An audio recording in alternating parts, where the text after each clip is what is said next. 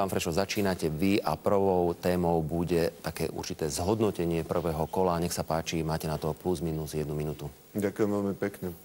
Takže to, čo v prvom kole sa udialo, bolo, že tá koalícia široká, ktorú predstavujem, získala v zastupiteľstve veľmi veľkú dôveru. Ja by som chcel veľmi, veľmi pekne poďakovať za všetky hlasy, ktoré boli dané či koalícii, či mne ako kandidátovi na župana. To nám vlastne umožní naplňať náš program, s ktorým sme išli a ktorý je aj môjim programom ako kandidáta na župana. Ukázalo sa, že bolo veľmi, veľmi dôležité naozaj prejsť každú jednu obec v rámci Bratislavského kraja. To som urobil vlastne od februára do júna. Potom som to znova zopakoval, ešte tretíkrát som to, čo som stihol, urobil v rámci kampane. Čiže naozaj robiť politiku medzi ľuďmi, mať jasný program a naozaj tento program zrozumiteľne interpretovať ľuďom je pre mňa vlastne to, čo zaručilo víťazstvo v prvom kole. Čo máte pripravené pred druhým kolom? Pred druhým kolom veľmi ľahko znova sa pokúsime nájsť aspoň tie najvýznamnejšie miesta, znova medzi ľuďmi, znova predstaviť program a hlavne presviečať ľudí, že má zmysel prísť voliť, že má zmysel, keď máme tak pevné zastupiteľstvo, tak v druhom polčase zvoliť rovnako župana, ktorý má ten istý program, čo drvivá väčšina zastupiteľstva. To je pre Bratislavu určite dobre. Ďakujem pekne. Pán Bajan, nech sa páči, zhodnote vy prvé kolo a potom sa vás rovnako opýtam, ako vidíte ďalšiu svoju kampaň. Samozrejme, takisto chcem poďakovať všetkým voličom, ktorí prišli aj na základe takej kampane, akej bola k voľbám. Ja samozrejme ďakujem tým voličom, ktorí mi dali opäť oveľa viac hlasov ako pred 4 rokmi. Takže ich samozrejme takisto pozývam. Pozývam k voľbám 28. novembra. Možno konštatácia, sa pýtate, aké boli, ako hodnotím voľby. Samozrejme, z môjho pohľadu to bola úplne až neuveriteľná súťaž pre všetkým billboardov. To bolo pre mňa také prekvapujúce. Samozrejme, z viacerých hľadísk hodnotím, ako u viacerých kandidátov hodnotili to aj nezávislí analytici. Absolútne nekompetentné sľuby v niektorých veciach. A samozrejme, veľmi silná stranická demagogia. Z toho pohľadu by som chcel povedať, že naozaj som sa snažil neútočiť na mojich protivníkov, to som držal ako základnú líniu. Samozrejme, slúvať len to, čo viem dokázať, alebo čo som už aj splnil. A samozrejme, takisto hľadať spôsob, aby som neklamal v sľuboch alebo v reáliách. Ako budete pokračovať pred Ako budem ďalej pokračovať? Samozrejme, budem oslovať voličov, aby naozaj sme okrem tejto súťaži, veľakrát to bola súťaž peňazí, hovorili ľuďom o tom, čo vieme, čo chceme a čo sme dokázali. Takže presvedčiť ľudí o tom, že dôležité je nielen chcieť a sľubovať, ale pre všetkým vedieť a urobiť. Ďakujem pekne. Ideme na druhú tému a tá sa týka najdôležitejších oblastí aj v rámci kompetencií samosprávneho kraja. To je doprava, školstvo, sociálne veci a regionálny rozvoj. Pán Frešo, vyberte si buď jednu oblasť, alebo ak chcete, zhodnote všetky, definujte najzávažnejší problém a ponúknite riešenie, ako by ste to riešili, ak sa stanete víťazom druhého kola. Nech sa páči. To je úplne ideálny priestor. Ja si myslím, že najzásadnejší problém toho, ako funguje v tejto chvíli župa a všetkých tých problémov, ktoré ste vymenovali, je rola župana. Rola župana je absolútny rozdiel proti tomu, čo bolo doteraz. Ja ponúkam rolu aktívneho župana, ktorý naozaj v spolupráci, či už so samosprávou, alebo s ľuďmi v území, alebo aj s vládou, dokáže tie veci presadiť. Ja to poviem na konkrétnom príklade, vyberiem si dopravu, je to najpalčivejšia vec, ktorá v Bratislave každý cíti.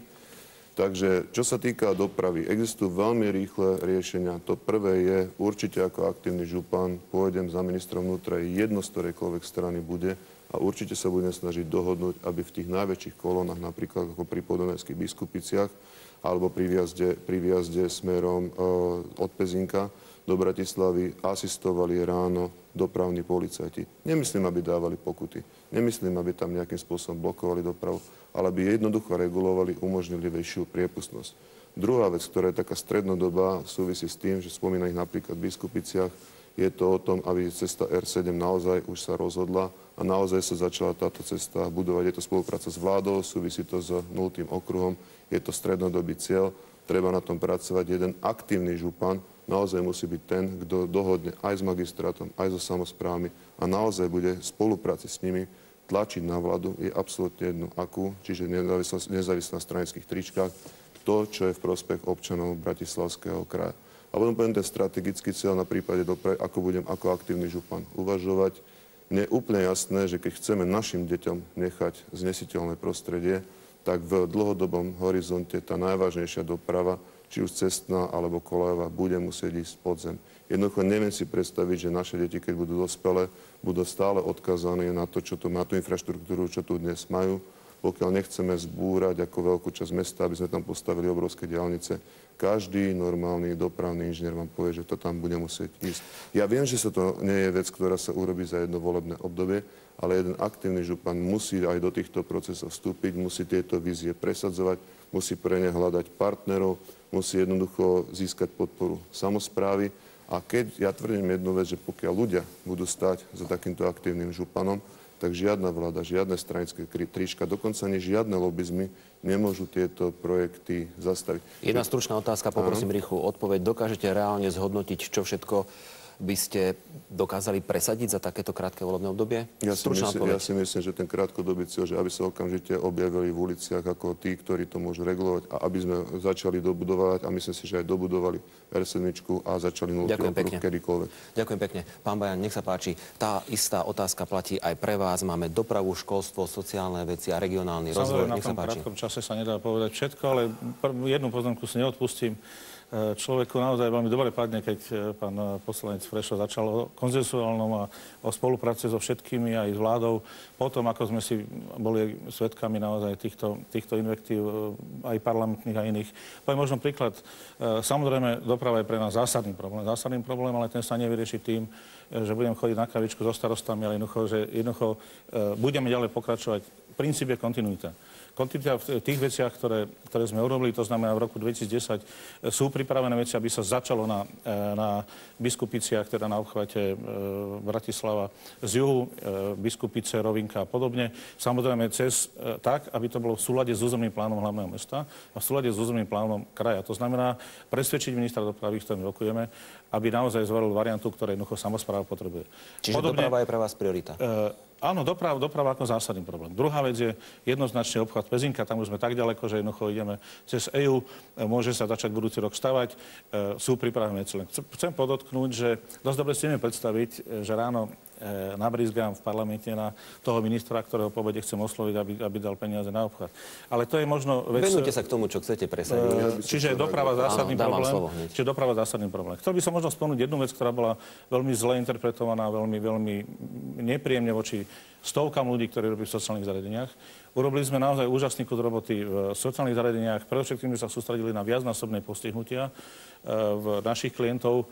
Boli sme vyhodnotení naozaj z tých našich regiónov ako jeden z najlepších, čo sa týka sociálnej práce. Ako budete pokračovať v sociálnej Budem pokračovať tým, že budeme ďalej robiť komunitné centra. Budeme sa sústrediť predovšetkým na viacnásobné postihnutia, ďalej spolupracovať s tretím sektorom, ktorý máme úžasnú spoluprácu.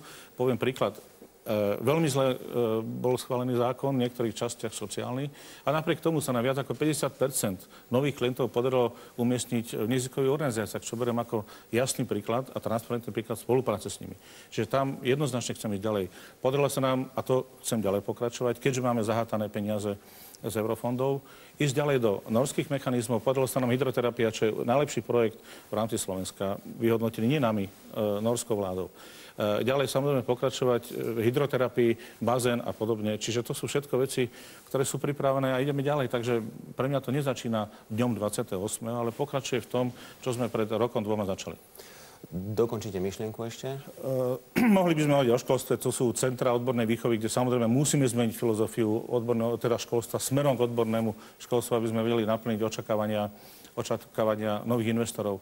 Čiže naozaj situáciu, kde máme školy, ako je povedzme gymnázium v Senci, kde v tento rok neprišlo ani jeden nový žiak. Dobre, ďakujem. Budeme musieť plniť. Ďakujem. Pán Frešo, krátka reakcia, aby sme sa dostali k ďalšej téme. Reakcia. Pán Bajan nehovorí pravdu. Nikdy som nebrizgal ani žiadne invektivy. To, čo som robil, že keď sa plitva alebo sa naozaj kradne, tak som sa proti tomu postavil ako poslanec. A dokončite myšlienku, čas nás tlačí. Ubezpečujem vás, že keď sme zvolení a niečo podobné na župe, tak to zarazím. Dobre, fajn. Pokračujeme poslednou témou. Páni, každý z vás má nejakých 30-40 sekúnd. Ak náhodou budete zvolení, čo bude pre vás podstatné, čo urobíte ako prvé v rámci úradu, samostatného úradu? No, nebudem náhodou zvolený. Ak budem zvolený, tak zvolé občanov. Ja si veľmi dám záležať na tom, aby tí ľudia, ktorí sú kvalitní na úrade, a v tejto chvíli aj mnohí ma oslovujú, aby vedeli, že jednoducho, keď svoju robotu robia poriadne, tak samozrejme majú miesto a budem sa snažiť o istú kontinuitu toho úradu.